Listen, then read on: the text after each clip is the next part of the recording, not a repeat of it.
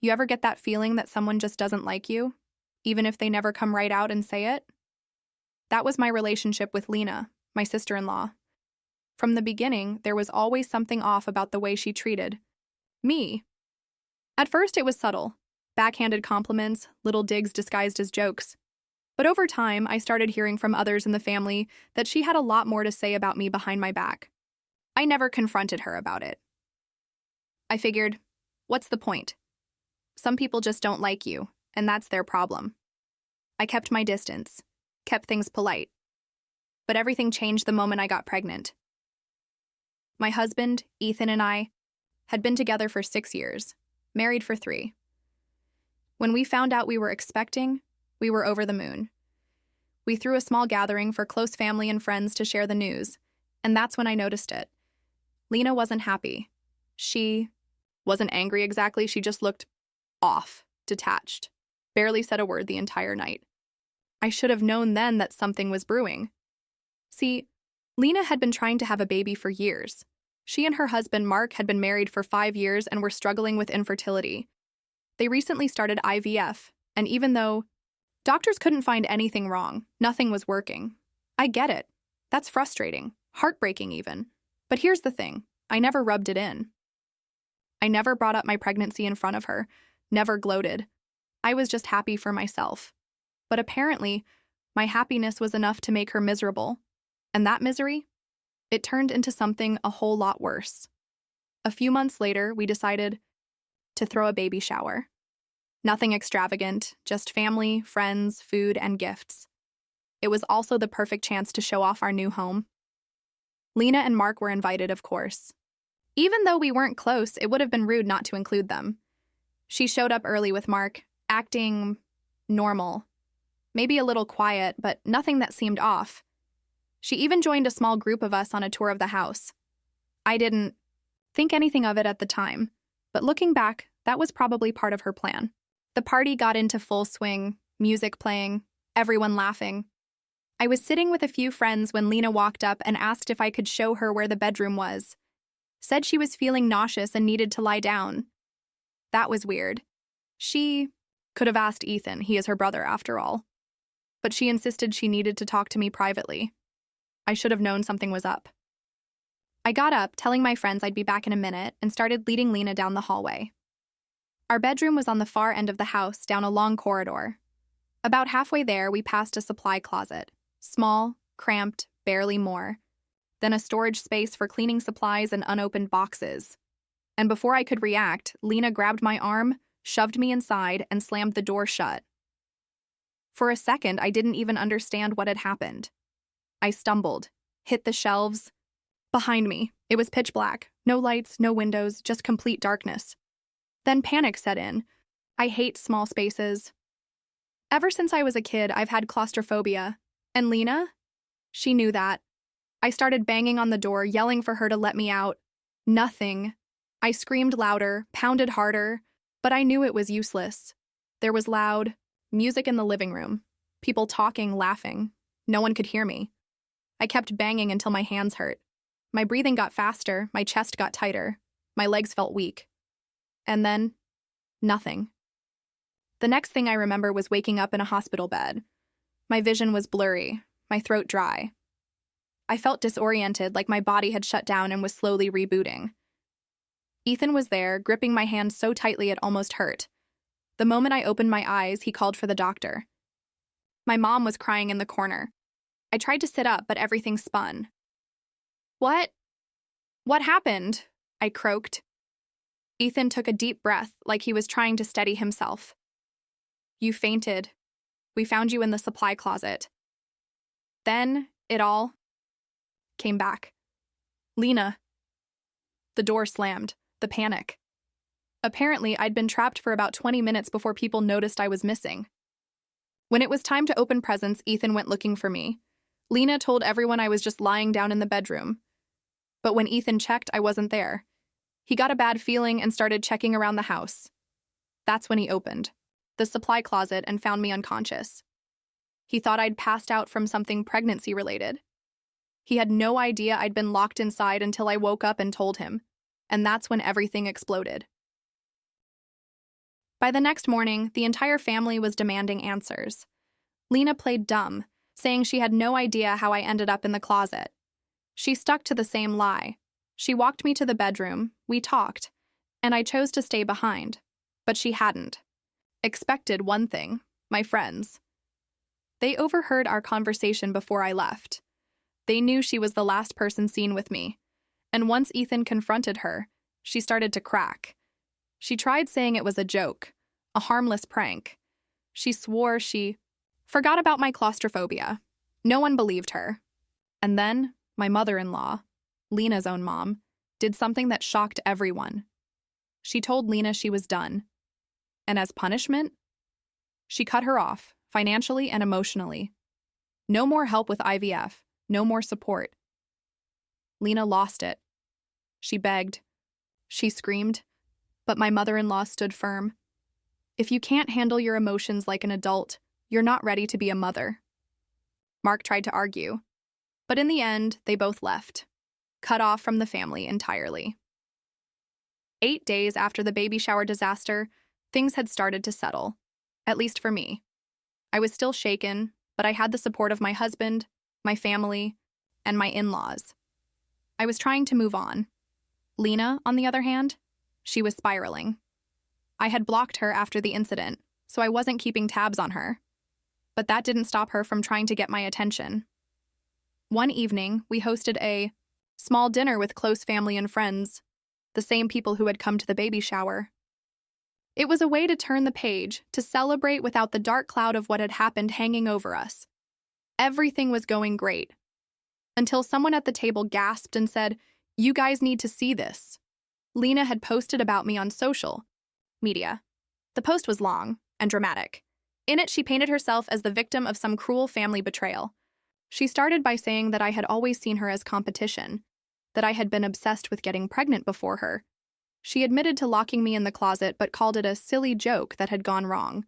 But according to her, my reaction, going to the hospital, confronting her and cutting her off, was an extreme overreaction. Then she got to the real reason she was upset. She blamed me for her mother cutting off her IVF funding. She claimed that I had manipulated the family into choosing me over her, that because of me, she would never get to be a mother.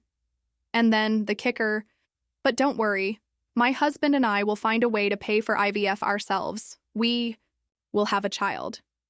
And that child will be raised in a home filled with real love, not the toxic environment I was forced to grow up in. The irony was overwhelming. I was stunned for about 2 seconds. And then I laughed. Like genuinely laughed. Because it was just so ridiculous. She wasn't just trying to make me the villain, she was rewriting reality, turning herself into some tragic character in a story she had completely made up. And the best part? Nobody bought it. My friends, my in-laws, even distant family members who hadn't been there that night, everyone saw right through her. People commented things like, "You locked a pregnant woman in a closet and you're the victim," and "You should be grateful. You're not in jail." Lena thought she could turn people against me. Instead, she made things worse for herself. After the post, she tried reaching out to my husband, to our mutual family members. She wanted someone to take her side. No one did. Even Mark, her husband, had started pulling away.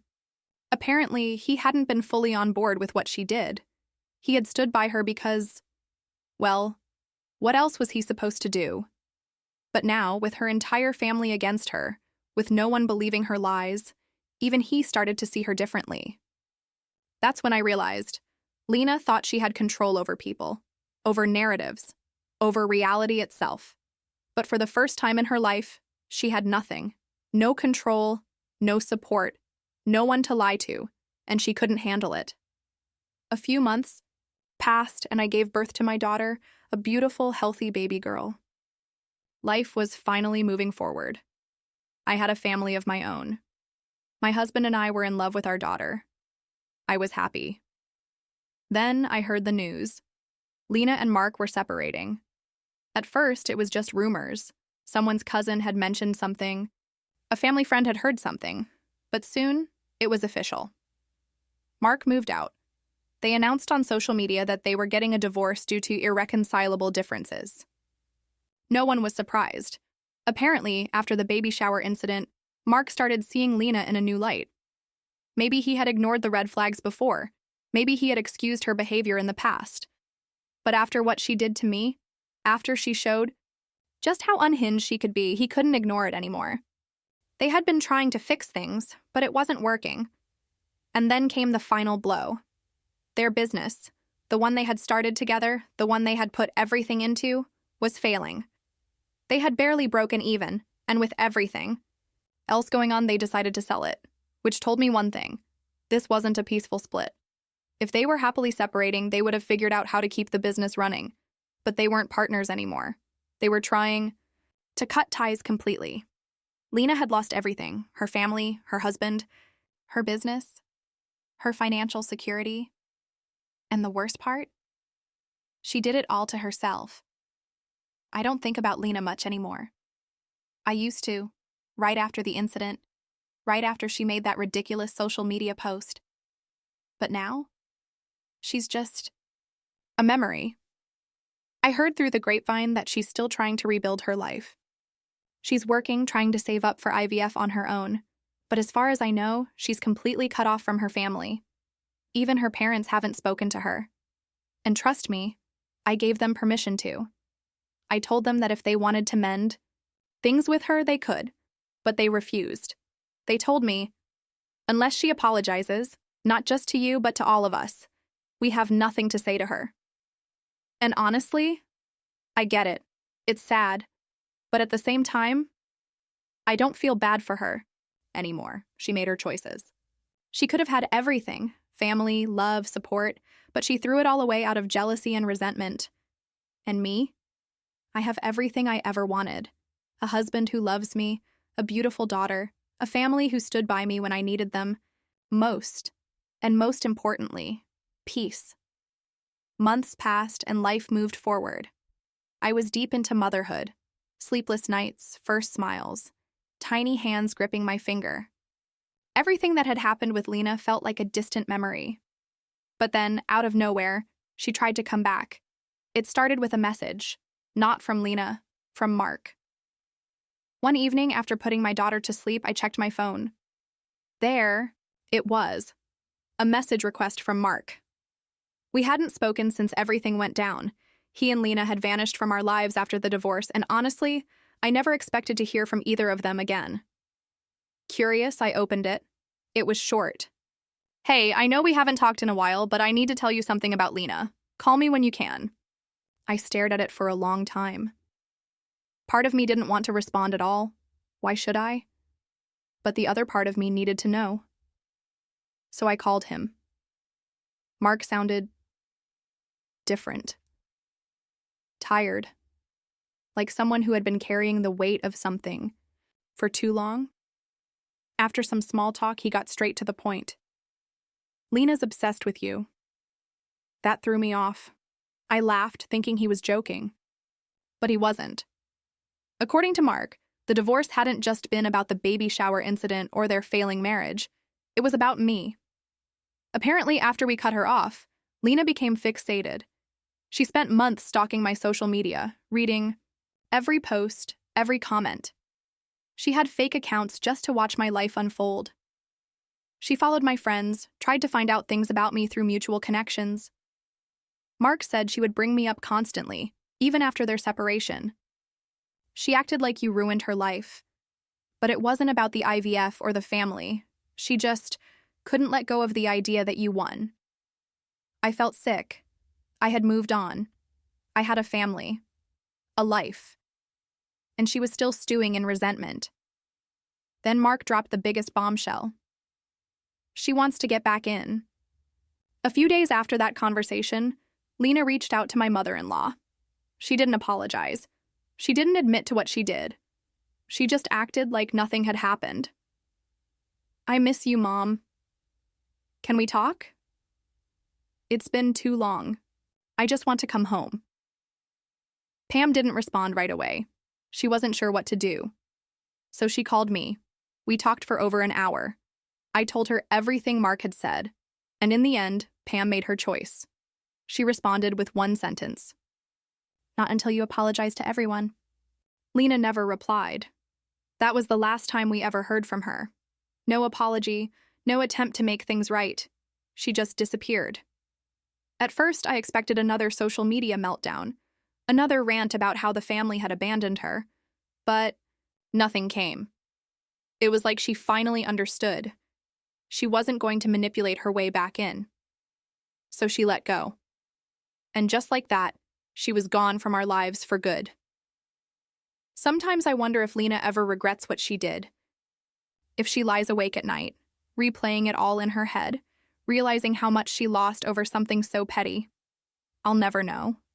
But honestly, I don't care anymore because I'm happy. My life is full, with love, laughter, family. And Lena? She's just a story I tell now, a reminder that sometimes the people who hate you the most aren't your enemies. They're just people who couldn't handle watching you be happy. And in the end, that's their burden to carry, not mine. Life has a funny way of moving forward, even when you think certain things will haunt you forever. For a long time, Lena was a shadow over my life. Even when she wasn't physically present, the idea of her lingered. The betrayal, the jealousy, the lengths she went to in order to hurt me, it all sat in the back of my mind like unfinished business. But then one day, I woke up, fed my daughter, kissed my husband, and realized I hadn't thought about Lena in weeks. She wasn't part of my life anymore. She wasn't a concern, a worry, or even an afterthought. She was gone. And honestly, that was the most freeing realization of all. I won't pretend like I bounced back immediately after everything happened. Trauma lingers. Even when you move on, some part of your brain still holds on to the things that hurt you. For a while, I couldn't even walk past that supply closet in my house without feeling uneasy. I had my husband move everything out of it, turn it into a storage space we never needed to go into. It became just another door in the hallway, one I refused to open. But time passed. My daughter grew. And one day, without thinking, I opened that closet door, grabbed something from the shelf, and shut it again.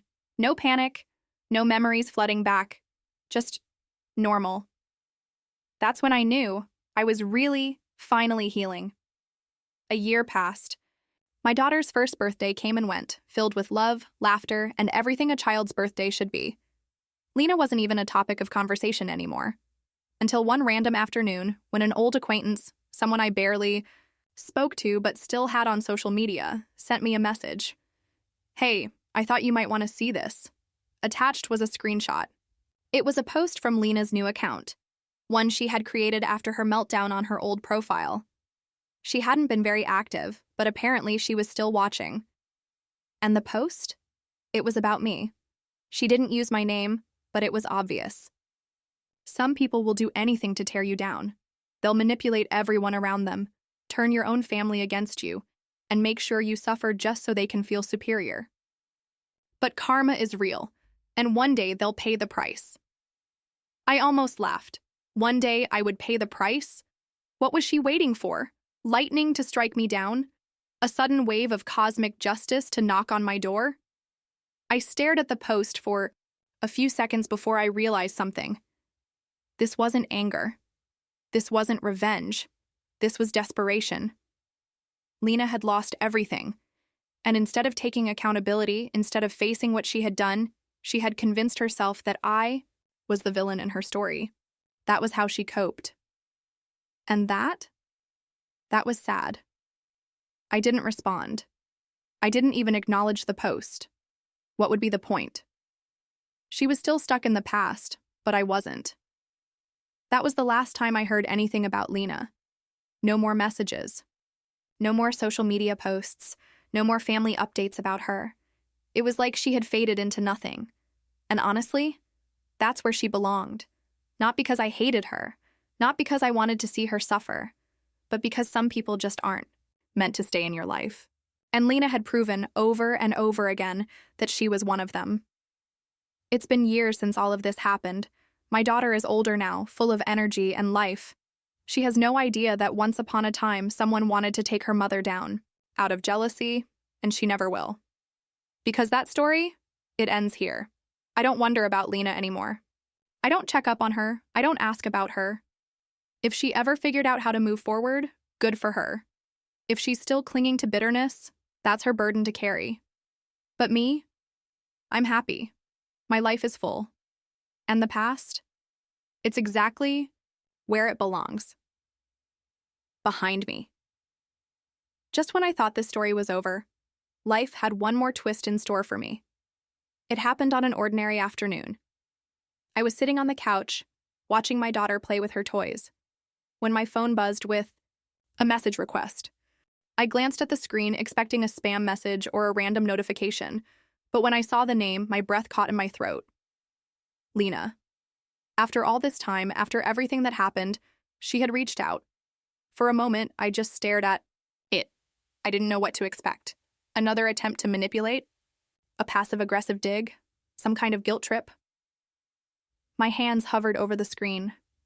And then, curiosity got the better of me. I opened it. The message was long, much longer than I expected. And the first words? I owe you an apology. I kept reading, my heart pounding. Lena admitted that she had been consumed by jealousy and resentment, that watching me get everything she wanted, effortlessly in her eyes, made her lose control of herself. She acknowledged what she had done. She admitted that locking me in that closet was never a prank, and she had told herself that lie because it was easier than facing the truth. And then, the part that truly stunned me. I know I ruined my own life. Not you, not anyone else. Just me. She explained that after the divorce, she had hit rock bottom. She tried to rebuild, but she had burned too many bridges. Her parents still weren't speaking to her. Mark had moved on. Her business was gone. And now, years later, she was finally ready to admit that she had no one to blame but herself. Then came the last part of the message. I don't expect you to forgive me. I don't even expect a response. I just needed to say it. I'm sorry. I sat there for a long time, staring at the message. I had spent so long resenting Lena, cutting her out, trying to erase her from my life. And now? She was handing me closure on a silver platter. I thought about all the damage she had done, the way she made me feel unsafe in my own home, the lies, the manipulation, the way she tried to paint me as the villain when she was the one who had done the unforgivable. But I also thought about something else. Growth. She had finally taken accountability. That didn't erase the past, but it meant something. I took a deep breath, and then I typed my response. Thank you for saying that. That was it. I didn't say I forgave her. I didn't invite her back into my life. I simply acknowledged her message and let it go. She saw it. She didn't respond. And just like that, it was over. For real, this time. I didn't tell anyone about Lena's message for a while. Not my husband, not my mother-in-law, not even my closest friends. Because it didn't matter anymore. It didn't change my life. It didn't undo what she had done. But in a strange way, it made me feel lighter. Because I wasn't holding on to it anymore. I wasn't waiting for justice. I wasn't hoping for some kind of karma to strike her down. I had moved on long before she ever reached out. As the years passed, Lena became nothing more than a story I once told. A reminder of what jealousy and resentment can do to a person. And me? I never looked back. I focused on my family, on my life, on the things that truly mattered. Because, at the end of the day, that's the best revenge of all. Not anger, not bitterness, just happiness. And trust me, I have plenty of that. Life has a way of closing doors for you when you refuse to close them yourself. For years, Lena had been that open door in my mind, something unfinished, unresolved. But when she sent that message, when she finally admitted the truth, it felt like that door clicked shut for good. And once it did, I realized something. I didn't feel angry anymore. I didn't feel pity. I didn't even feel relieved. I just felt done. After Lena's message, I never heard from her again. She didn't try to come back into my life. She didn't push for forgiveness. And for that, I was grateful.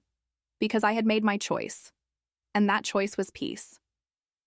My daughter grew up surrounded by love, laughter, and family. She never knew about the chaos that had once unfolded.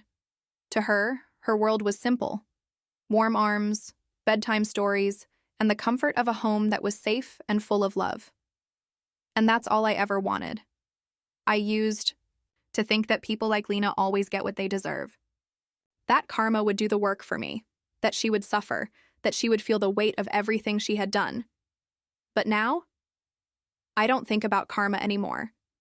Because what I've learned is that some people punish themselves far worse than anyone else ever could. Lena had already faced the consequences of her actions. She lost her family, she lost her marriage, she lost the respect of everyone around her. She didn't need me to hate her. She didn't need me to wish for her downfall. She had already lived it. And that's why I don't feel anything when I think about her now. Not anger, not sadness, not even satisfaction. Just nothing. And nothing feels really, really good. So if you're waiting for some grand finale, if you're wondering what happened to Lena, if she ever rebuilt her life, if she ever had that baby she so desperately wanted, I can't tell you, because I don't know.